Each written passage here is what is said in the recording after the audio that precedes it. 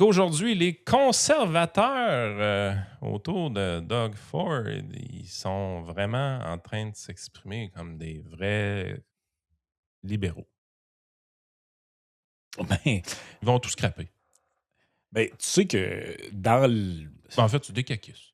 il y a plusieurs sujets sur lesquels les conservateurs se déchirent souvent. Il y a eu l'histoire du soutien, à l'Ukraine, là, parce que tu Oui. as des gens qui ont dit, «Oui, tu sais, c'est nos alliés», tout ça, puis un moment donné, rapidement, il y a des gens qui ont dit: «Oui, mais là, c'est assez, là. Ah là, c'est assez. Là. C'est assez». Puis il y a des gens qui, dans le mouvement conservateur, qui ont une position anti-interventionniste à l'international, puis qui ont dit: «On n'a pas à se mêler de ça, on se met dans la merde plus qu'autre chose», et cetera. Tu as toutes sortes de sujets comme ça sur lesquels on se déchire. La pandémie en était un. Rappelle-toi qu'il y avait une frange du mouvement conservateur, esti, qui voulait quasiment visser le monde dans les maisons, puis tu en as une autre incarnée un peu plus le Ben, clash Doug entre Po Ford. le clash, Yann, entre Poilievre puis Charest. Ah oui. Rappelle-toi que Charest a fait campagne en disant contre Poilievre, en disant il a pris le parti des camionneurs pro-MAGA, contre le Ah, la Canada. gang de Bill Toulouse. Là. C'est ça, la gang de Bill Toulouse avec, Tasha, Carradine. Ah, si tu me rappelles des mauvais souvenirs. Ah non, c'est ça. Fait que là, c'est donc Puis t'es-tu d'accord avec moi que, tu sais, je veux dire, on regarde la politique depuis longtemps, toi puis moi. Là. On l'a vu, le mouvement conservateur se construire autour de Mulroney, puis se détruire avec l'Alliance canadienne, avec le Reform Party, puis après ça, de se réunifier sous Stephen Harper, puis de connaître une certaine gloire pendant un certain temps. Puis après ça, de connaître des échecs électoraux un après l'autre, avec Erin O'Toole, avec Andrew Scheer, puis Pierre Poilievre, finalement. Puis, tu sais, sincèrement, là, en toute honnêteté, puis je vais mettre Harper là-dedans, qui est un premier ministre que j'ai aimé beaucoup. Là. Présentement, les conservateurs ont le meilleur chef disponible qu'ils ont jamais eu. Là. Moi, je pense que Pierre Poilievre est supérieur à O'Toole, est supérieur à Scheer, est supérieur à Harper, à mon avis. Alors c'est ce que qu'Harper est excellent. Là. c'est ce que montrent tous les sondages d'ailleurs. Il y a personne qui a battu, Poilievre encore. Même si tu ramenais Harper, il fait pas super bonne figure. Mais là, il y a comme une guerre, de ce que je comprends. Je vais vous montrer les exemples, dans les instants qui vont suivre. Il y a une genre de guerre fratricide au sein du mouvement conservateur entre ceux qui veulent que ça se règle, entre guillemets, puis qui disent, ben, les Américains, c'est nos alliés, puis tout ça, et ce que j'appellerais les elbows up bleus. Donc, Les des Doug gens Ford qui de ce monde. Bon, donc des gens qui, en gros, disent: «Si on veut gagner comme conservateur, faut qu'on se roule encore plus que Carney dans le sirop d'érable». Mais le pire Donc dans tout ça, c'est qu'on s'entend-tu que Doug Ford, là, si tu te mets vraiment dans sa perspective, lui, premièrement, il a son veto sur toute entente commerciale avec Mark Carney à cause de la LCBO. Deuxièmement, mmh lui, là, étant donné qu'on le sait qu'il veut la place à Poilievre, s'il y en a un au Canada qui a absolument pas intérêt que ça se règle, oui, il y a Christine Fréchette avec son élection, mais il y a également Doug Ford. oh oui, lui, c'est vraiment Doug Ford, lui, plus longtemps que ça dure, plus les gens ont peur de Donald Trump, plus Pierre Poilievre rame dans le gravel. Puis Chris, plus la ses première fois, chances. il s'est servi de ça pour avoir une majorité. Ben oui, en fait, yes, merci. C'est le premier ministre qui a été le plus opportuniste dans cette histoire-là. Il était déjà majoritaire. Il était majoritaire, il s'est servi de la Ah crise oui. pour retourner en élection 2 ans avant le temps, pour se reprendre une majorité plus longue. Ça sincèrement, Ah, là, c'est opportuniste comme c'est pas croyable. Fait que ce gars-là, présentement, utiliser une crise pour son besoin personnel, là, il est habitué. oh, ça Cette l'a marqué, par crise-là exemple. lui bénéficie. En fait, s'il y a une personne au Canada qui a absolument aucun intérêt à régler ça demain matin, dans 1 mois, dans 6 mois ou dans 1 an, c'est Doug Ford. Parce qu'il sait que cette crise-là va lui permettre d'avoir la tête de Pierre Poilievre. Donc là, l'ennemi à abattre, Yann, c'est un certain Jamel Givani. Donc les Ah, gens il est super connaissent, bon, ce député-là. on en a parlé plusieurs fois. Moi, je trouve que c'est un des rares adultes dans la pièce. Je l'adore. En plus, c'est ça devrait être un atout dans nos cartes parce que on sait qu'il est ami personnellement avec J.D. Vance. Donc, moi, je pense que tu as intérêt à utiliser ce gars-là pour, tu sais, faire pression sur le VP, puis, tu sais, voir c'est quoi qu'on peut faire pour s'entendre. Et là, Giovanni, il a posté ça sur, En fait, il a fait deux choses. Il a écrit dans le National Post cet article-là. En fait, il a publié, il y a quelqu'un qui a écrit ça sur ses propos. Là. Giovanni calls Carney dollar for dollar tariff response an overreaction that will accelerate conflict. Mais ça, c'est mes attentes normales envers un député conservateur présentement. Ça, c'est exactement ce que je m'attendrais. Là. Donc, lui, il dit que la réponse de Carney des contre-tarifs, ça va juste faire escalader C'est vrai. le conflit. Donc, le député Jamil Giovanni, député ontarien connu pour son franc-parler, affirme que le premier ministre Carney commet une erreur en tentant d'accélérer le conflit avec les États-Unis après l'échec des négos. Giovanni a déclaré au Post que Carney avait adopté un ton inapproprié dans une missive enflammée envoyée juste avant l'échéance de minuit, promettant de dégager des tarifs douaniers imminents de 50 sur certains produits canadiens, dollar pour dollar. C'est une chose que Carney vient de voir les Canadiens et disent écoutez, nous ne sommes pas en mesure de signer un accord, mais c'en est une autre qu'ils reviennent à ce sentiment anti-américain où, en substance, il affirme que cette relation n'est pas aussi importante que beaucoup le pensent, a déclaré Giovanni. Je pense qu'il s'agit d'une réaction excessive. Donc, en gros, lui il dit ben, qu'il n'y ait pas de deal, c'est une affaire, mais tout le shit show des contre-tarifs, c'en est un autre. On n'était pas obligé d'embarquer là-dedans. On n'était pas obligé d'embarquer là-dedans. Et là, il a publié aussi sur son X la vidéo suivante que je vais vous montrer à l'instant. Jamil Giovanni here. I'm with the great MLA Harman Bangu and Trevor from Pacific Bolt Manufacturing. I'm here to visit a business that employs 60 people full time and supports hundreds of other jobs, building projects all across Canada, including my home province of Ontario. And we're here to learn how tariffs are impacting businesses on the ground. Trevor? Hi there. Thank you. Yeah, I'm the president and owner of Pacific Bolt Manufacturing. Our family's been doing this for over 50 years. We're heavily involved in the Canadian steel industry, and unfortunately, with the tariffs that were on for the last 2 years and the new ones, it's greatly affecting our ability to keep manufacturing and employing people. We're here to support the 50 families that work in this operation, and we want a long-term successful operation that hopefully we see more Canadian content in steel and more Canadian projects using Canadian-made products. And if we're going to get serious about building in Canada and building nation-building projects, we need a Canadian component. And what better to do it with great companies right here in the riding of Langley Abbotsford than Pacific Bolt, right here with Trevor. And these are the companies we need to support and make sure they're here to succeed and provide families and a life for the future generations to come. Now, you heard it yourself. People in Ottawa want to make this about politics, but this is about people. And this is about the government stepping up to support Canadian manufacturing and, most importantly, Canadian workers. Let's get to work.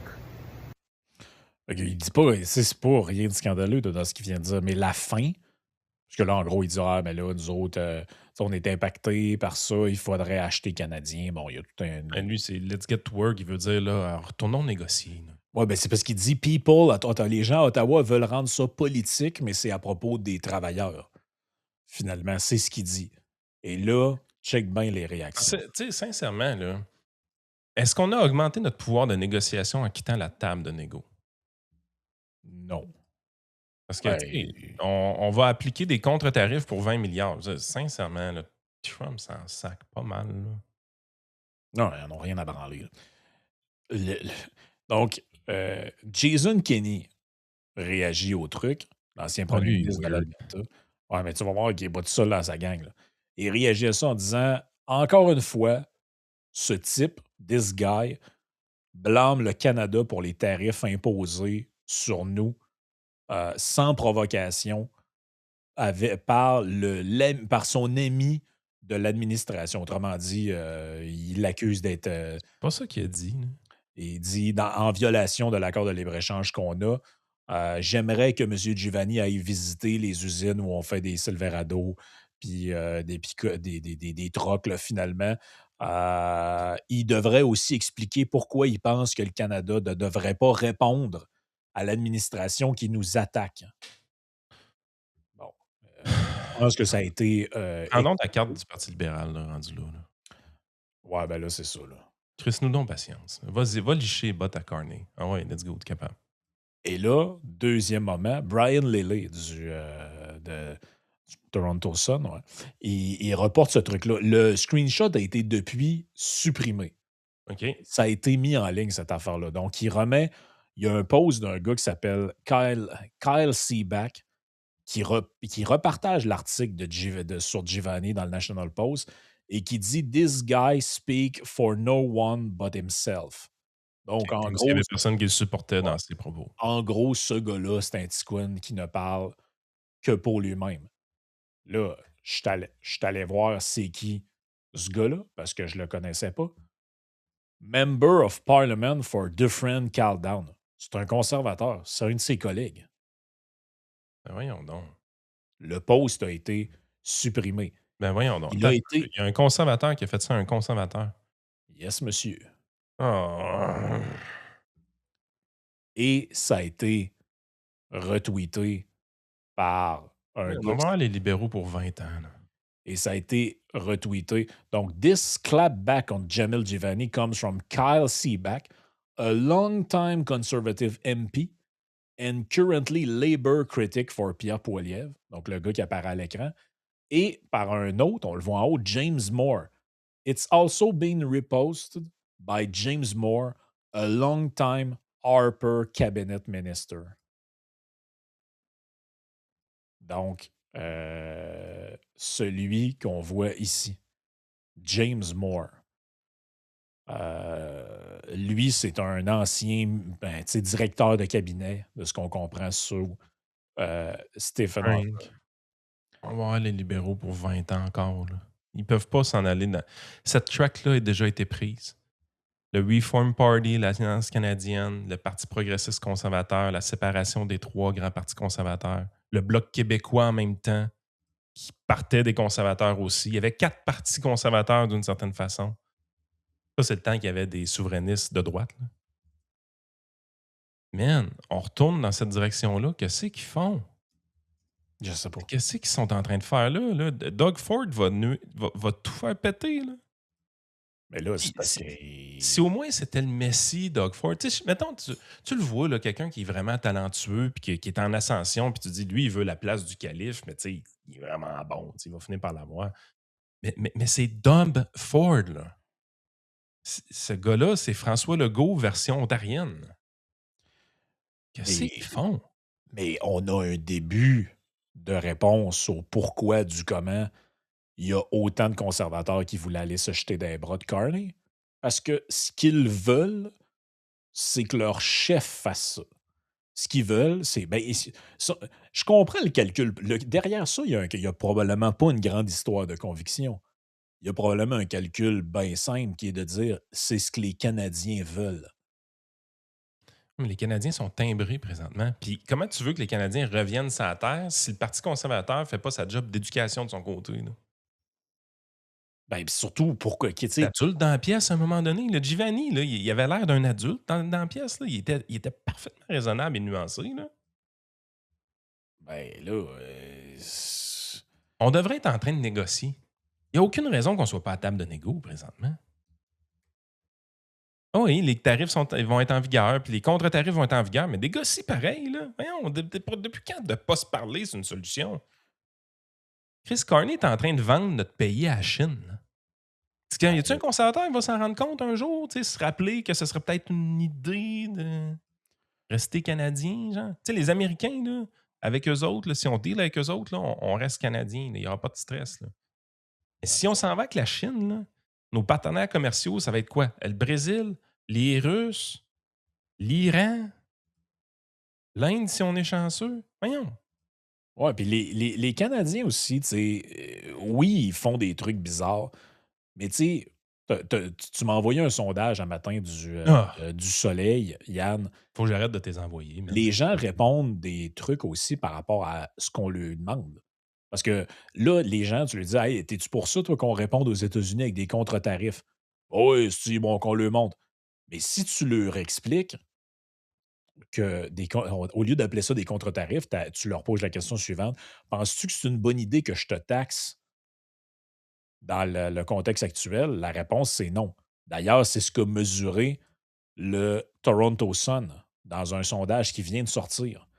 Les Canadiens réclament des réductions et non des impôts ou un accroissement de la dette pour financer les mesures d'allègement de la guerre commerciale. Selon un sondage, la moitié des Canadiens interrogés souhaitent que l'aide gouvernementale soit financée par des réductions de dépenses Ben et oui. non par de nouvelles taxes. Donc, si tu demandes aux gens, es-tu pour des nouvelles taxes? Ils disent non, parce qu'ils n'ont pas compris que des contre-tarifs, c'était des taxes. Non, notre niveau de compréhension économique au Canada est extrêmement faible. Avant ça, je parlais juste du Québec par rapport à ça, mais sincèrement, les Canadiens sont poches en économie, puis toute la gang, là. Quel devrait être le prochain geste que le Canada devrait poser si la guerre commerciale avec les États-Unis s'étire? Ça, c'est le sondage du Soleil à matin sur leur application.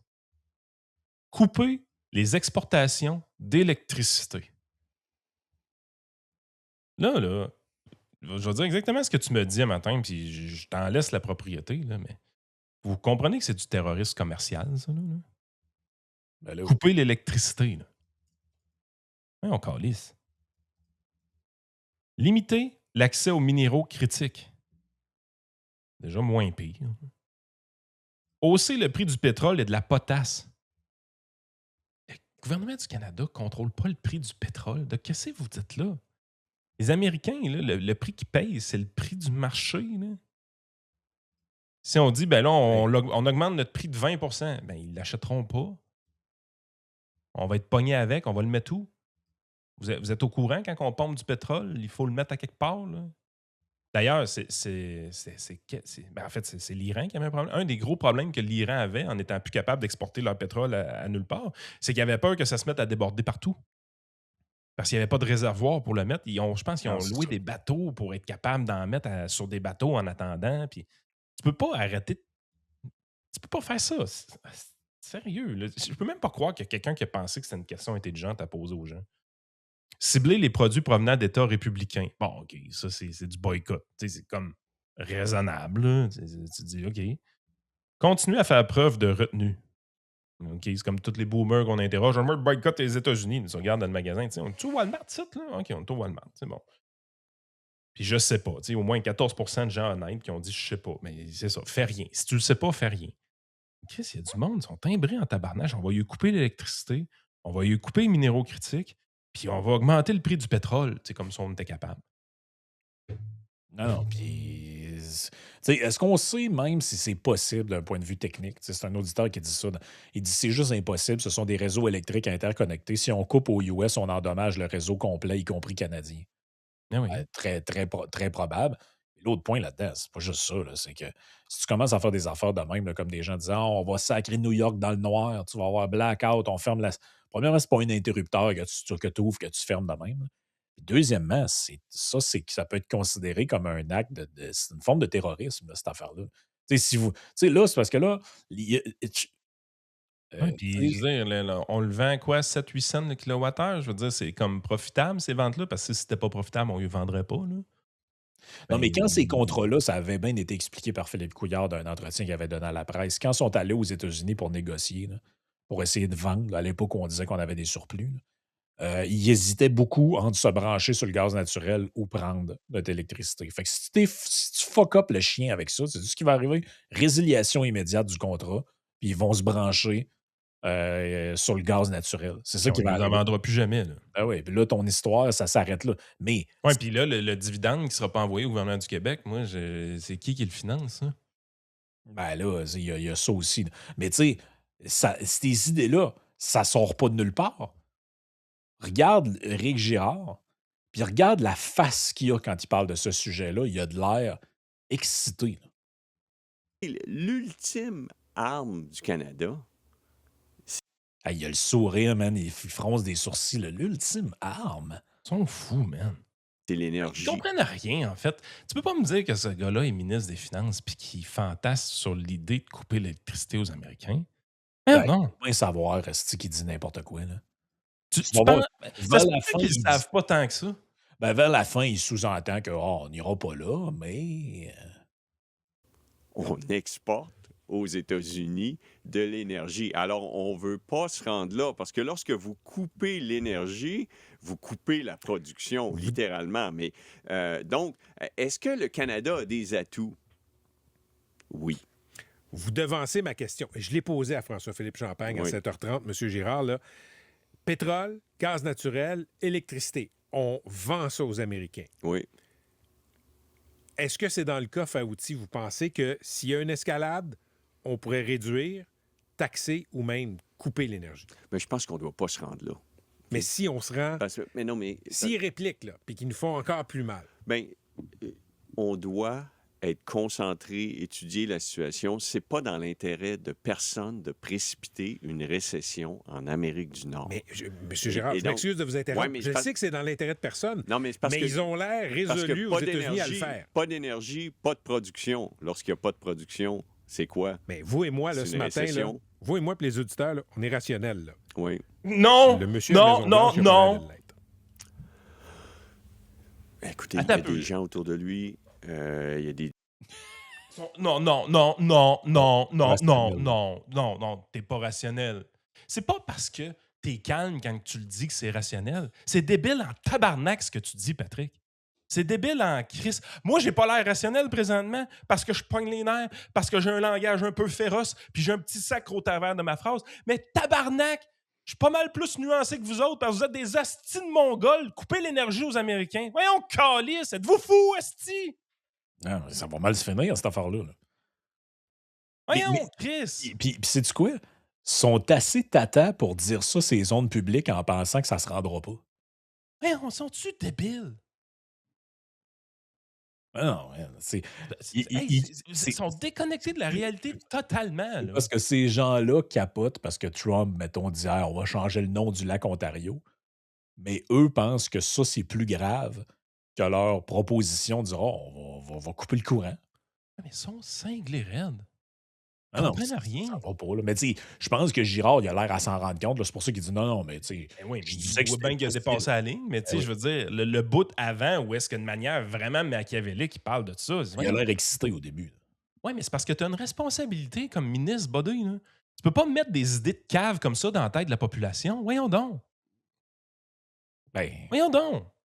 non, je sais, je suis 100% d'accord. des discussions. La situation, c'est une escalade.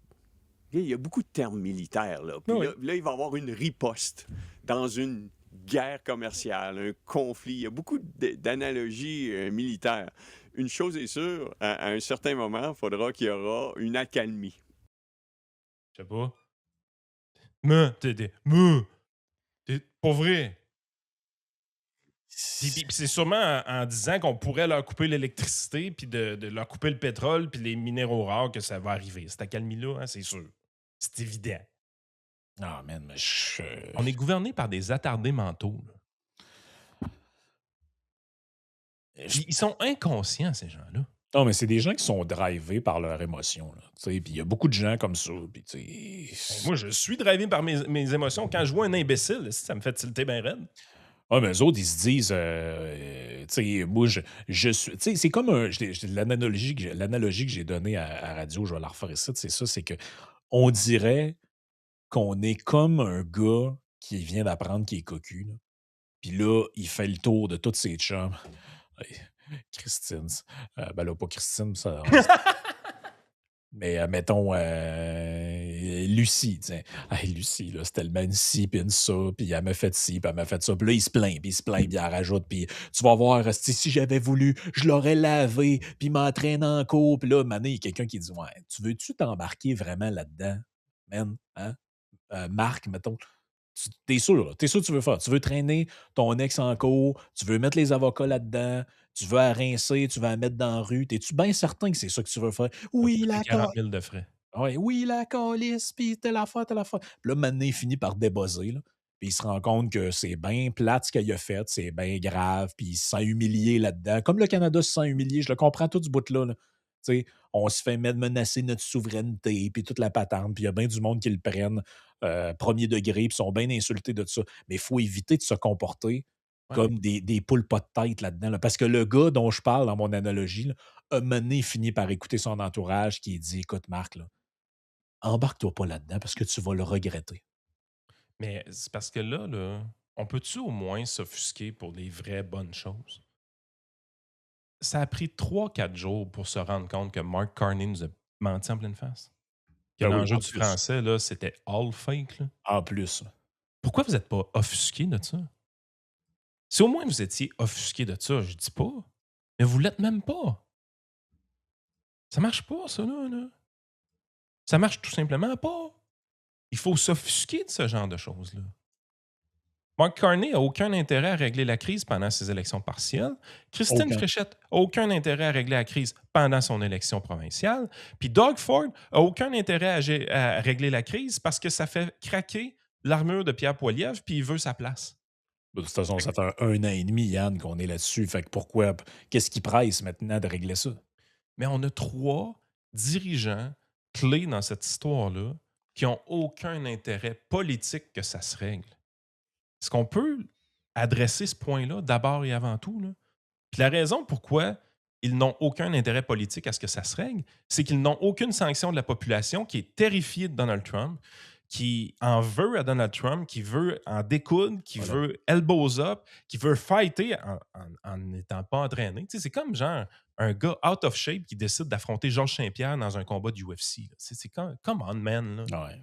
Come on, man. Les gens ont vu beaucoup trop de tu sais, les histoires de science. Parce que tu remarqueras, là, tous les trucs de science-fiction auxquels on a été nourris, il y a toujours un peu derrière la morale que c'est le petit qui gagne. Tu sais, Mhm. David contre Goliath, Frodon puis Sam qui amènent la. Tu sais, dans la. Si le Seigneur des Anneaux, c'était une vraie histoire, là, Frodon et Sam, ils se font buter, OK, quand ils vont au Mordor. Là. C'est ça la vraie histoire, OK?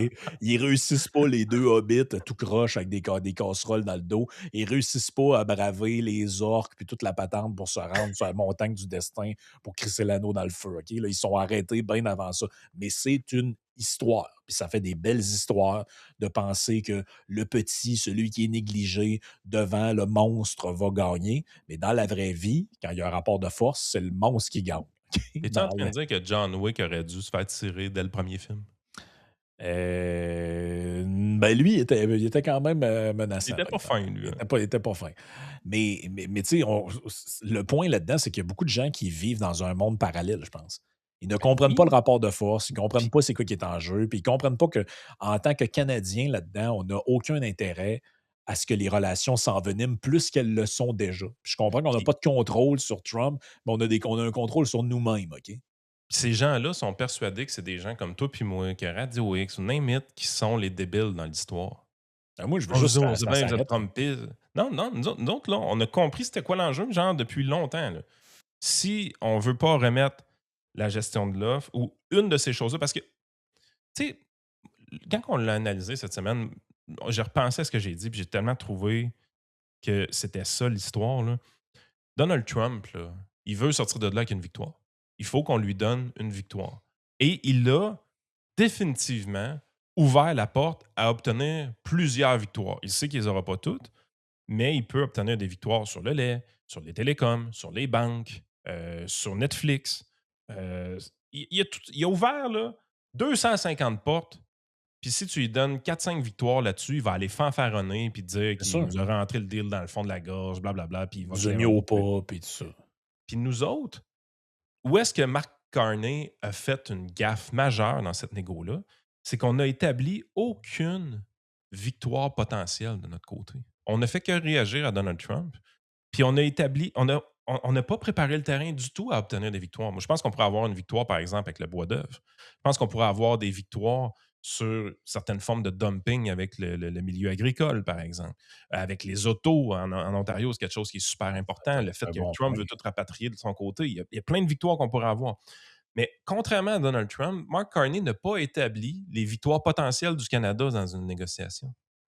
On dit juste, on est souverain, puis on a le droit de faire tout ce qu'on veut chez toi. Ouais, OK, mais ça, c'est pas une victoire, OK? Toi, là, tu as certainement des concessions américaines que tu aimerais aller chercher. Je veux dire, ça fait 200 ans qu'on fait de la business avec eux autres. C'est sûr qu'on en a des irritants avec les Américains. Est-ce qu'on peut aller chercher certaines victoires? Est-ce qu'on a établi les victoires canadiennes? Ça ressemble à quoi? Non. Ben, Non. c'est pour ça qu'il n'y a personne qui a un intérêt à négocier. c'est que Mark Carney, peu importe le deal qu'il va signer, il sait qu'il ne pourra pas avoir de victoire parce qu'il n'a pas établi c'est quoi pour lui une victoire dans ce deal-là.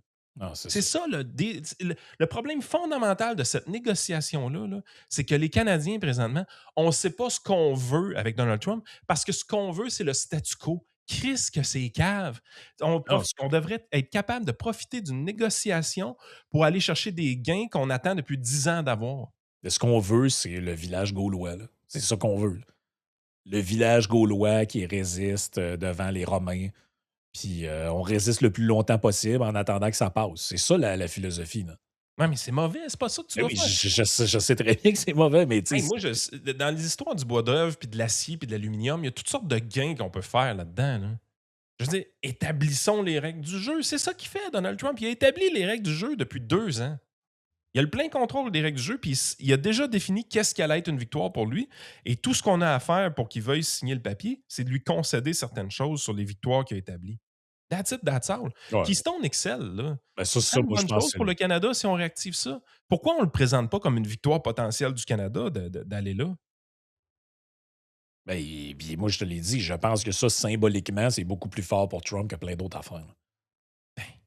Mais tu sais, ça nous avait été un peu télégraphié que ça s'en allait nulle part. On nous disait qu'il y avait un deal imminent puis que ça négociait fort, fort, fort. Carney est en voyage en Italie.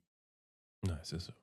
Et penses-tu vraiment, toi, hey, ce gars-là, puis ouais, mais c'est pas lui, c'est sa gang. Hey, vous nous avez vendu ce gars-là comme un kingpin, OK? Là, il a-tu un beau CV, c'est un maître négociateur, il va tordre le bras à Trump. Ben, Chris, il n'y a pas d'affaire à être en voyage dans un moment aussi crucial. Pas de tordu le bras à personne. Non, pour l'instant, c'est plus. Mais je pense que la raison pourquoi on a vraiment un problème, c'est que présentement, si tu parles à un Américain du Nord, parce que tu sais, c'est principalement avec les États du Nord qu'on deal, là, Ouais. tu parles à un Américain du Nord, tu lui demandes qu'est-ce que serait une concession importante pour Donald Trump que les Canadiens pourraient faire dans la négociation, il sait exactement quoi te répondre. Puis si tu demandes à un Québécois ou à un Ontarien quelle est la concession que Donald Trump pourrait faire pour que les Canadiens soient heureux dans le deal? Personne qui a aucune calice d'idée quoi répondre. On ne le sait pas. On n'a pas fait notre job. Parce qu'une partie du deal, c'est pas juste de négocier avec le gros orange. Là. C'est aussi après ça, d'un coup que tu as un deal, d'être capable de le vendre à tes premiers ministres provinciaux. Première étape. Oui. Deuxième étape, le vendre à la population canadienne. Exact. Faut que tu puisses vendre. Normalement, là, un deal comme ça, là, quand ça a lieu, là, Trump va sortir de là en disant victoire, j'ai réussi à obtenir telle concession, telle concession, telle concession. Et Mark Carney va se revirer de bord, puis il sera pas genre ah, je me l'ai fait rentrer profond dans le derrière, hein, ça n'a pas trop fait mal, je suis correct, les amis. C'est pas ça qu'il faut qu'il fasse. Il faut qu'il arrive et il dit hey, victoire, j'ai obtenu telle concession, telle concession, telle concession. Yes! Ben, c'est ça, c'est de même que ça doit marcher. Mais l'affaire, c'est que moi, je pense que. Comment je dirais ça? Ils se sont. Carney s'est rendu compte que, il ne pouvait pas livrer ce qu'il avait promis, c'est-à-dire le retour à un genre de normal avec un deal, puis lui, il va nous arranger ça, puis tout ça. Donc, ça, il ne peut pas le livrer. Donc, à partir de ce moment-là, tout ce qu'il va signer va impliquer des compromis canadiens.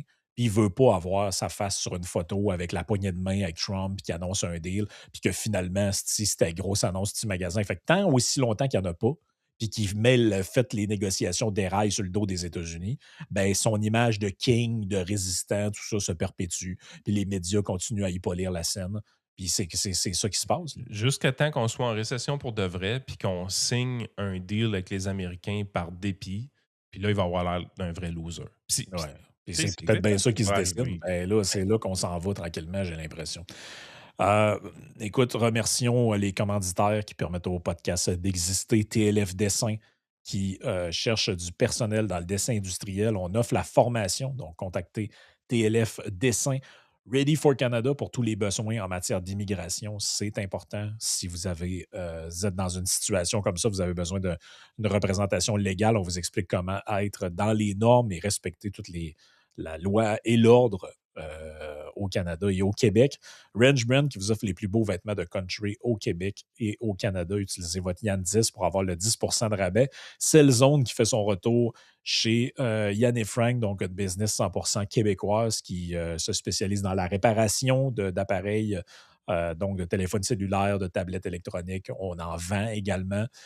Donc, allez faire un tour dans une de leurs succursales. Puis vous avez aussi votre code Yann10 pour un 10 de rabais. On a les systèmes DAC dont on a déjà parlé dans les précédents podcasts. Ça, vous avez votre code promo Frank10 pour le 10 de rabais. Contactez-les au 1-888-514-DAC. Eux vont pouvoir vous aider si vous avez une flotte de camions, entre autres, et que vous voulez faire affaire avec leur service. C'est un système qui vous permet de voir quand vous êtes sur le bord de faire une crevaison, par exemple, où il y a un pneu qui est sur le bord de se dégonfler. Il y a un système intelligent qui peut être utilisé, puis ça va vous sauver bien des problèmes.